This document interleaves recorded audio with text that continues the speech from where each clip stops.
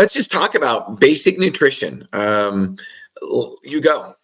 Okay. So, I had put a lot of thought into what are some things that I run into because I'm working with the general population, and people come to me with all kinds of questions and concerns and ideologies and diet culture. So at the end of the day, one of the most common things that really comes to play is a lack of nutrition knowledge. We're not teaching nutrition education in school.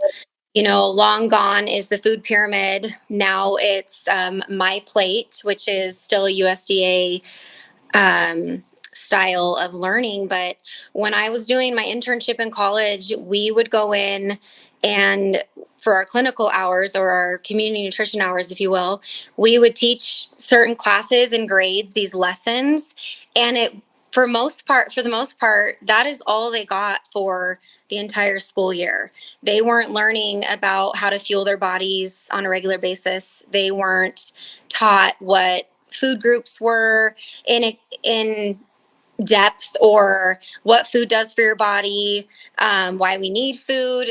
It's more the influence of each other and what social media was telling the kids, starting with probably first grade. That's from my experience. But ultimately, I'm reaching adults that have never been taught about what carbohydrates do, or why we need them, and they fear them, or they're fearing like certain food groups and categorizing and stuff. And so ultimately a huge part of what I do is just really help people understand food and why we need it, and that all foods can fit, and really try and defunk the diet culture, overcome a lot of years of yo-yo dieting for most of these adults. I work primarily with adults, some children, but that's not my main population.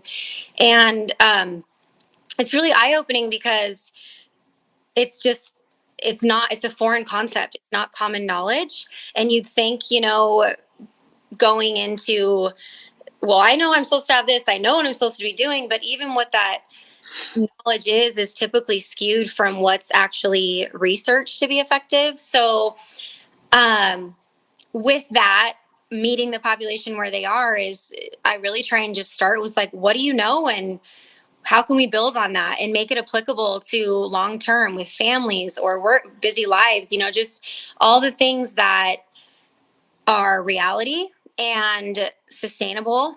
So that begs the question of, why aren't we teaching this? And I need to pick up where, because I'm not going to be able to impact that necessarily, but I just do my best to try and spread the word of education on just the same issues day in and day out in a lot of cases.